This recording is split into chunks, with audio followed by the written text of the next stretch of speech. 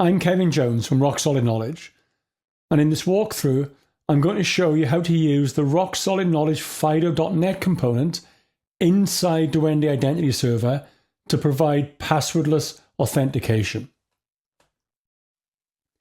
So in this solution we have two projects. In the first one we have an implementation of Duende IdentityServer, and I've just built this using one of their templates. I've made a couple of minor changes to this. So I've changed the clients that we have to create a client called MVC, and I've updated the URLs for that client. When I ran the template, I had it seed the database for me. So my database has the ASP.NET identity tables in there. And if I look inside the users table, we can see we have these two users, Alice and Bob. Now we'll use this table initially just to show that we can log in. But beyond that, we won't be using these users. The other application is a standard .NET web application. In here, we've added authentication, we've set up cookies and OIDC, and the authority we're going to connect to is running on localhost 5001. That would be my implementation of Identity Server. And notice that the client ID here, MVC, matches the one that we've set up inside Identity Server. So let me run both this instance of Identity Server and the client application. Now in the client, we have an endpoint called privacy, and we can see that this endpoint has the authorize attribute on it. So if I browse my application and try and access that URL, it sends me off to Identity Server and it asks me to log in. And I've set up these users. So we have Alice. And if I click on login, we log in and we're redirected back to our privacy URL. Now, what I'm going to do in these applications is allow us to use passwordless login to log into the site. And for that, we're going to use Rock Solid Knowledge's Fido component. And I need to install that component into Identity Server. So the first thing we need to do is to install the Fido component. So if I go to the NuGet command window, I can search for that component. And if I type in rsk.fido, we'll find this rsk.aspnetcore.fido component. Now, there's also an entity framework component with this as well, and we'll come back and talk about that a little later. I need to install the component into the Identity Server project. With that done, if I go into the hosting extensions file inside the project, inside the configure services method, I add Fido as a service. And we can do that before we build these services. So I can say builder.services.add Fido. And this function is provided by this component. We need to specify some options for this. And in particular, we need to give this a license E, and we need to give this a license key. Now you can get this license from Rock Solid Knowledge. If you go to identityserver.com, go to products, and then FIDO2 for ASP.NET. Here you can buy a license or you can get a demo license. Just enter your name, your email address, and we'll send you a link through which you can download this license. Now, having done that, what we do is create a file called licensekey.cs, and I've put the license in here. Now, if you get a demo license, the licensee will be demo, and you'll get back some key. And then inside my options, I can say licensekey.licensee and licensekey.key. Now, we're not quite done. We need to tell the component where to store its information. And at the moment, we're going to store the information in memory. So we call this add in memory key store. Now later on, we'll use Entity Framework and we'll store this information in a database. By using the in memory key store, every time I restart the application, I will lose these keys. I will lose this information, which obviously isn't great for production. Now, for passwordless to work, there's a lot of interaction between our server and our browser. We're going to add JavaScript code into the browser. so that the browser can deal with our FIDO device. And then that JavaScript code will need to communicate with our server. And it does that via AJAX. And to make that easier, we're going to use jQuery. Now, when you build an instance of IdentityServer, jQuery is installed, but it's the slim version, and we need the full fat version. So if I go into Pages, Shared, and then _layout.cshtml. In here, we'll find a reference to jQuery.slim.min.js. We simply need to make this jQuery.js. Now, for passwordless authentication, we need a device. And the first thing our user does is register that device. And then, after it's been registered, they can use it to log in. So the first thing I want to do in the application is to set up an endpoint to allow the user to do registration. So in my IdentityServer project, in the account section, I'm going to add a register section. So inside account, let me add a new directory called register. And then for this, we'll need two endpoints. We'll need the index endpoint that the user will hit to initiate the registration. And then we need an endpoint to complete that registration. So I'm going to add two pages, one called index and one called register. So let's take a look at index first of all. Now a user could register more than one device. So when the user registers a device, they'll do it on this page, and we'll want them to enter two things. We want them to enter their email address and the name for the device. So our page looks something like this. It has a form, and in that form we have two fields, one for the user's email and one for their device name. When they click on this form, we're going to post back into the same URL and then kick off the registration process. The code behind for this will look something like this. We have our index model, and that's referenced in our page, and we can see that compiler error has now gone away. We specify a couple of fields, the email field and the device name field, and they both mark as required fields. The initial onGet to this Razor page returns the page, so we just get to see the form. But then we need to handle the post. So inside here, I need an onPost method, and then inside onPost, I want to do a couple of things. So our user is going to register their email address and their device name. Well, if that user already exists in our database, we want this to fail. So the first thing I need to do here is to check to see if the user already exists. To do that, I need access to the user manager. So inside the constructor for this class, I'm going to pass in a user manager. My user is the application user, and let's just call this user manager. Then inside onPost, I'm going to say if await user manager dot find by email async, passing in the email is not equal to null, then I'm going to return bad request. So once I get to this point, my user doesn't yet exist in the system.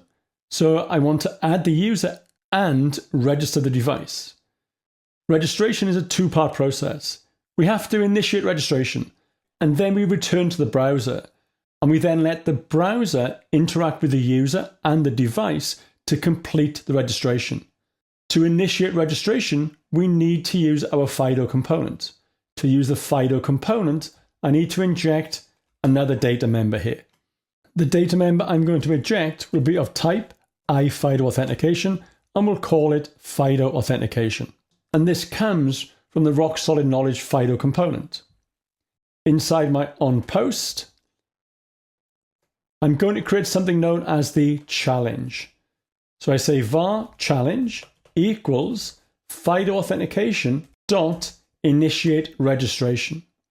To initiate registration, I want to pass two things. I want to pass the user ID, which in this case is the email address, and I want to pass in the name of the device that we are registering. And I need to await on this call. Now this initiate registration returns to me some data, and I need to send that data to the browser, and the browser will then use that to communicate with the device. To do that, I have to base64 encode this challenge. So we'll create another variable, and let's just call this encoded, and we'll say challenge dot to base64 DTO. Now again, this method, to base64 DTO, comes from RSK's FIDO component. Now once that's done, I then want to send a different page back to the browser. I want to send back the page that's actually going to do the device registration. So in my solution, we added the second page called register, and that's the one I'm going to send back by redirecting to that page. So I say return, redirect to page. Now the page we're redirecting to is called register, but I'm going to pass some extra information into this page. So I'm going to supply an anonymous object. Into here, we're going to send back the user ID, and then we're going to send back the data we encoded from the challenge. So I want to say encoded dot, and there are a number of things I need to return here. And they are these values. So there's a user handle, there's a challenge, there's the device friendly name, there are some excluded keys, and there's something known as the relying party ID, which is basically our URL. Now, all of those values come out of this challenge. So rather than creating a new anonymous object here, I could simply pass a reference to encoded. However, I'm not doing that, as I want to pass back one extra parameter here, and that's the return URL. So when the user clicks on a link to come to this page to register the device, if registration is successful, I'd like to send them back to the page they came from.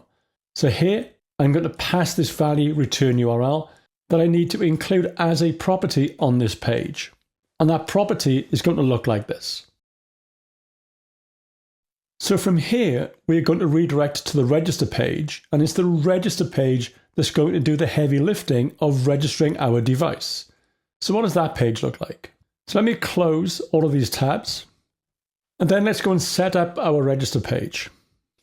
Now for this, I'm going to start with the code behind. So first of all, when we call this page, we are passing across a bunch of data as query parameters, and I want them picked up by the page. So to do that, I'm going to add these two properties. The return URL is obvious. That's where we're going to return back to. And then this challenge of type base64 FIDO registration challenge will be populated with the rest of the data. So this will get things like the relying party ID, and this will get things like the user ID. And we're going to use those values on the page. Now our onGet needs to return a page. So let's make this an iAction result. And then we can just return the page to return this page back to the browser. Now that's going to display a page to the browser. Now this page that we're returning is the page that interacts with the user and the FIDO device. So this page mostly consists of JavaScript that will do the actual work for us. And the page looks like this. Now the key parts of this page are where this page interacts with our user. So I scroll down here. We use this object called the navigator. Now navigator is built into the browser. Now what this code does is it tries to create a set of credentials that our device stores for us to use at a later stage. For this, we have to pass it up certain information. So for example, we have to pass it up our user information. And that user information is created here. So we have this user object that contains things like our user ID. And the user ID in this case is going to be our email address. When we call create, if that succeeds, we execute this AJAX call. That AJAX call posts back to the server, and it posts back to this endpoint, so this register endpoint. Inside that post callback, we do whatever we need to do inside the server to register this user now that they've successfully registered with the device. If that call succeeds, we come back into our success callback, and in that success callback, we simply tell the browser to go back to whatever our return URL is. So what does this post call look like? So the post function is passed this base64 FIDO registration response object. And we then use that FIDO registration response object to complete our registration with the FIDO component. So to do that, I need to pass a reference to the FIDO component into this object. So in the constructor, I'll need an iFIDO authentication object, and we'll just call this FIDO authentication. And in my post call, I'm going to say await FIDO authentication dot complete registration. So we started the registration on the index page and we are completing the registration on this register page. To this registration, we pass a response, but to get the response, we take the incoming base64 FIDO registration response and we call toFIDO response on it. And this returns a result. And I can then check that result. So I can say something like if result dot is error. So did something go wrong? And if it does, I'm just going to return a bad request object. And into that bad request object, I'm going to put result dot error description. And that will send the error back to the browser. And in this case, that error description will appear in the console. Now, we're not handling that in our code. Obviously, in production code, you would need to handle this in some way. At least tell the user that something's gone wrong. Now, if the call has succeeded, I want to create a new user in my application, i.e. I want to create a new ASP.NET Identity user. So I'm going to say something like application user, which is my ASP.NET Identity user. This will be a user, and I want to create a new instance of this. Into here, I'm going to set the username to be result.userid, and I'm going to set my email to also be result.userid, as I'm setting up the user ID as an email. Now, once I have that, I want to create this user inside ASP.NET Identity. And to do that, I need a user manager. So again, I can inject that. So I can say user manager of type application user, and let's call this user manager, and then say something like var creation result equals user manager dot create async. And to create async, I'm simply going to pass through that user. And of course, we need to await on this. Now, if that succeeds, so if creation result dot succeeded, I'm just going to return a new empty result back to the page. That will return a 200 status code, and that will cause my AJAX code to redirect back to the return URL. If it fails, then I'm going to return bad request again, this time with any errors that come back inside creation result. Now, with that in place, we should be able to see this code in action. So to allow the user to register their device, I need to change my web application. And that's this FIDO client app. So in here, inside views, shared underscore layout, I'm going to add a link that the user can click on to register their device. And that link looks like this. So we're going to go off to the account register endpoint on Identity Server, and we're going to specify this return URL so that if we register successfully, we'll send control back to this page, so localhost 5003, the home page. So if I run both of these applications, so I run Identity Server and I run the client app. And then if I open up my client app in this incognito window, we see we have this entry for register device. If I click on that, it takes me off to Identity Server. I notice that we have this return URL on the address bar. In here, I can enter my email address and my device name. Now I'm using a YubiKey, so I just put the device name Yubi. If I click on submit, we now go to the register page, and this is the page with the JavaScript that's interacting with my device. Now, these devices are PIN protected. If they weren't, anybody could use them.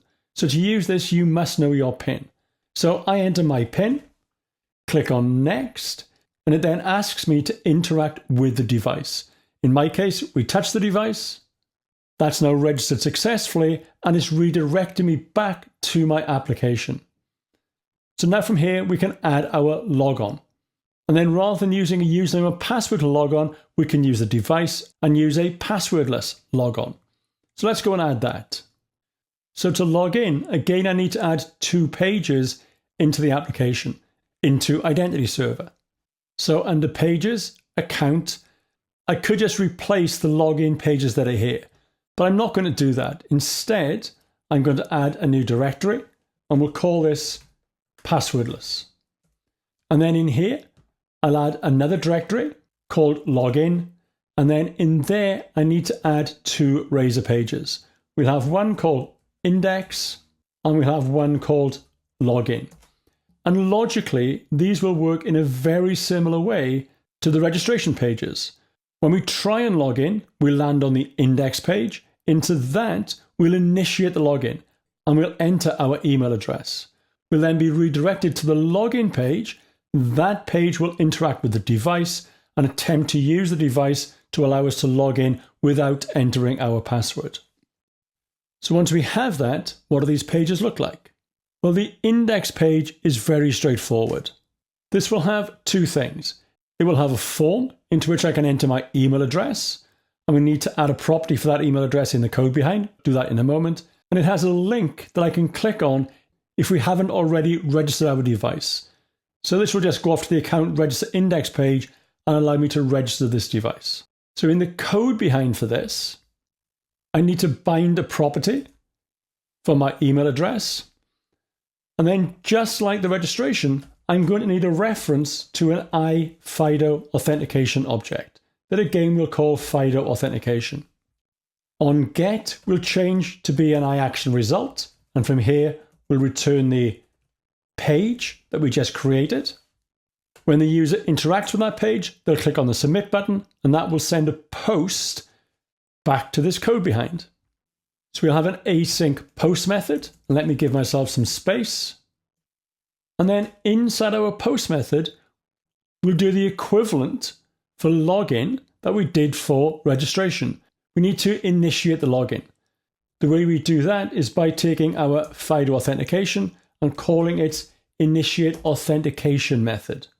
And to this, we've got to pass through the user ID, which in our case is an email address. This will return a challenge to us. And again, we want to base64 encode that challenge. And this returns this base64 FIDO authentication challenge object. From here, now that we've initiated the authentication, we have to complete the authentication.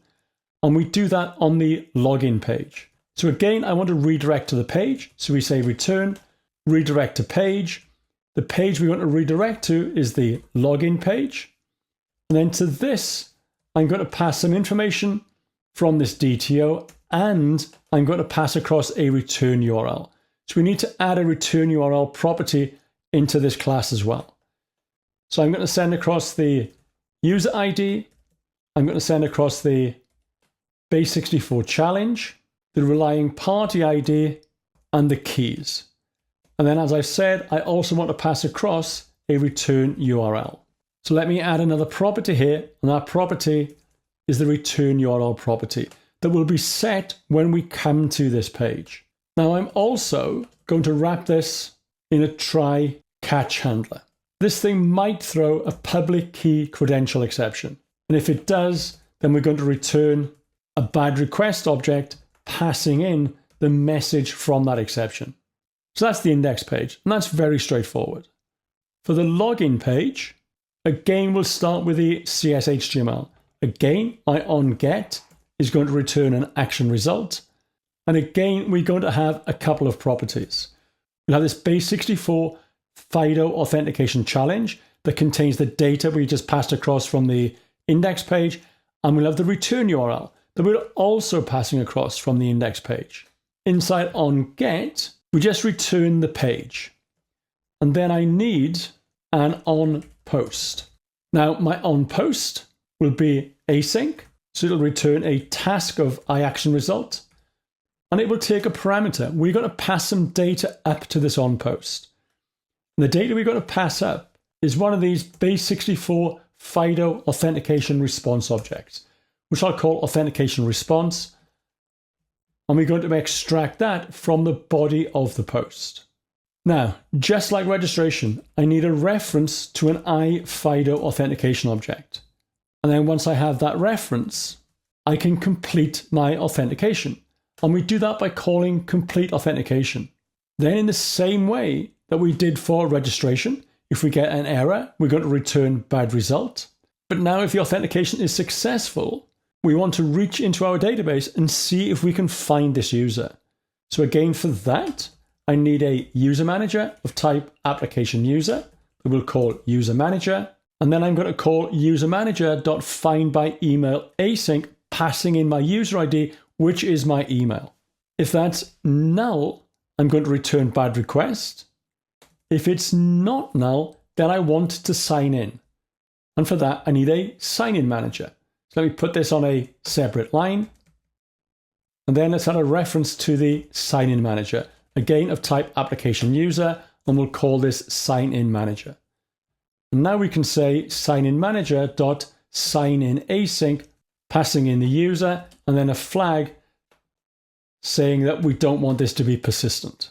And then I'm going to return to the page. Remember that this call is being made as an AJAX call. So I'm simply going to return OK back to that AJAX call. And for that, I'm going to return a new empty result. So that's the code behind that. So what does the page look like?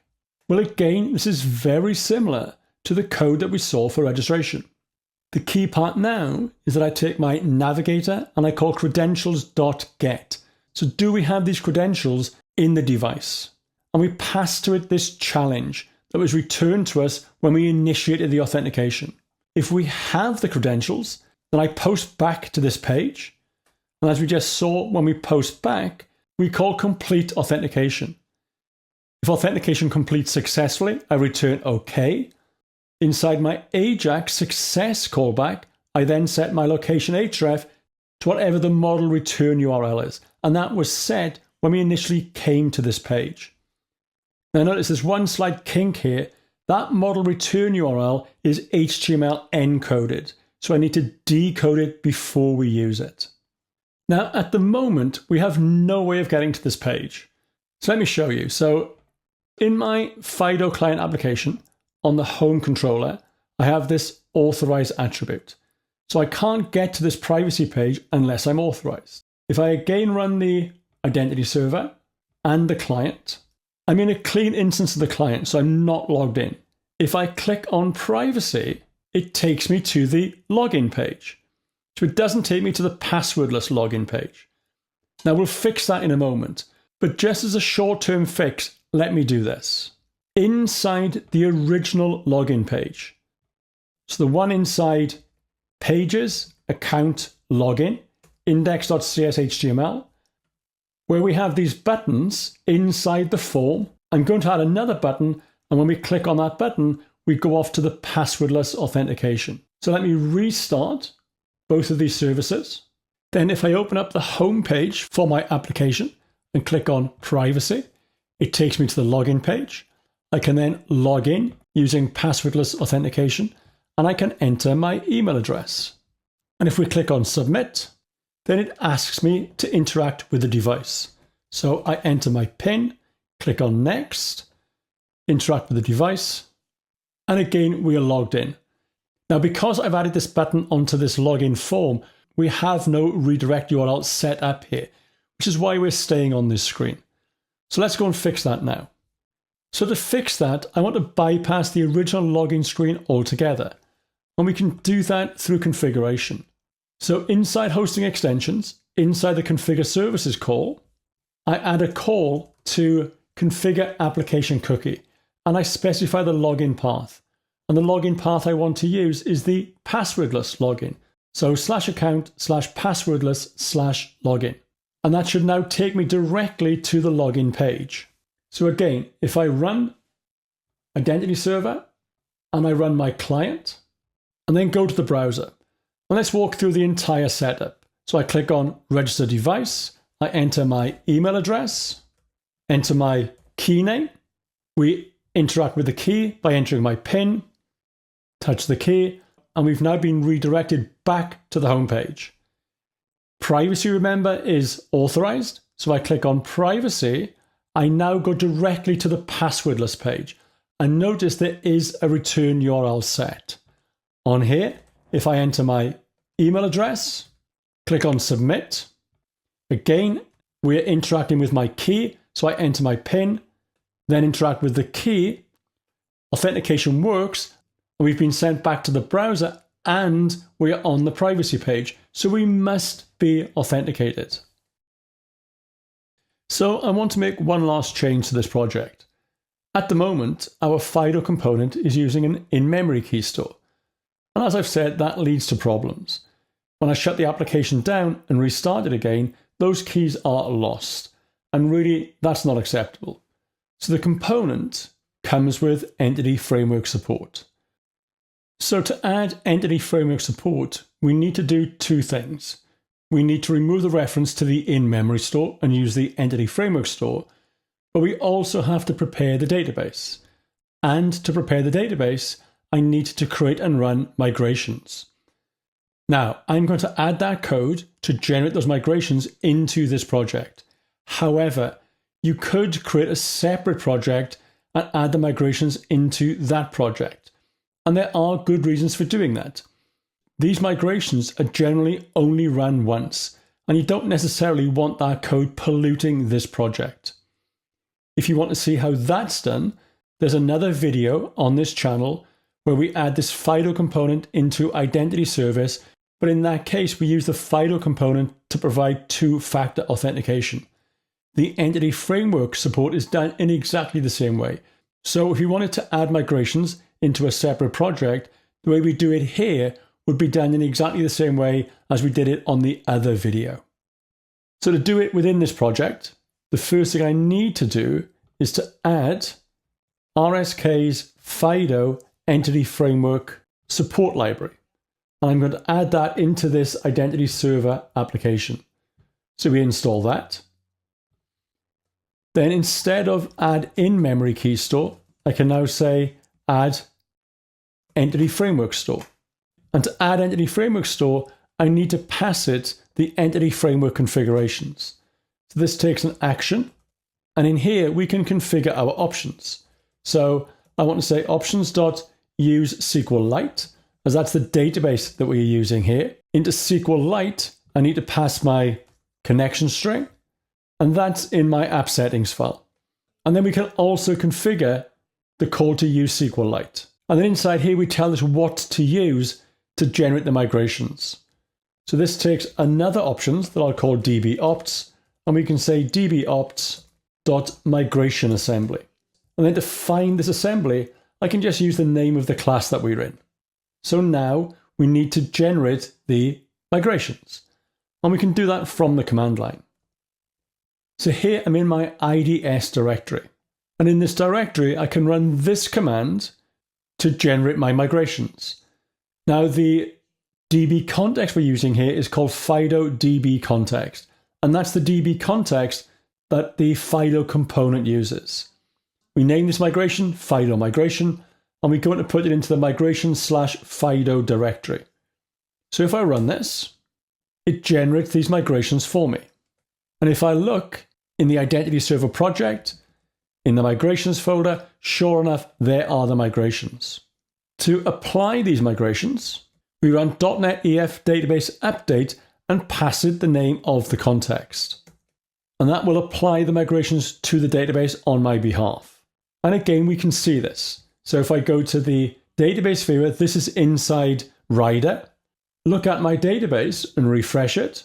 Rather than 10 tables, we now have 11. And the 11th table is this FIDO keys table. So again, running Identity Server and then running my client. If I again go to register device and give this my email address and give it a device name, we register the device. We again have to interact with the device to register it. Now it's registered. If I click on privacy, we get to the passwordless screen. So again in here, I enter my email address, again interact with my key, and I'm now logged in and I'm on the page. But the difference now, if I go back into my IDE, select Identity Server and restart it, then go back to the browser. If I log out, click on Privacy again, enter my email address, again interact with the key, go next, touch the key, then it all works. So the keys are being remembered inside the database table. And again, we can see that. So if I go back into my IDE, go to my database table, and look at the data inside this FIDO keys table, we can see the key. So you can see my user ID, and we can see the display name I gave that key. You can find the code for these projects on GitHub at https://github.com/KevinRJones/IDS passwordless. And that's the end of this walkthrough, and I hope you found it useful.